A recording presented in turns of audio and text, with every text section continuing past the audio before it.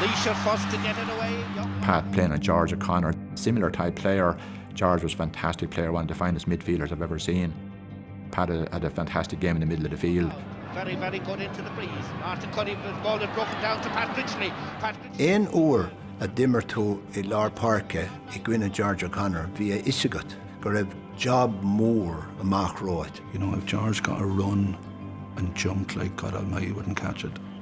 I used to block him and stop his run like what you would do in a block out in basketball. Now leading by 2 points. The ball dropping towards George O'Connor and Pat Critchley. Referee gives the free to the Laoisman. John Cody trying to get him the second time, and this is Pat Critchley.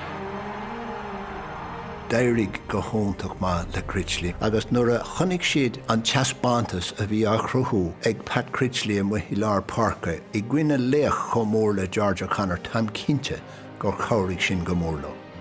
Billy Byrne, Pat Critchley wore a helmet for the first half, playing well in midfield.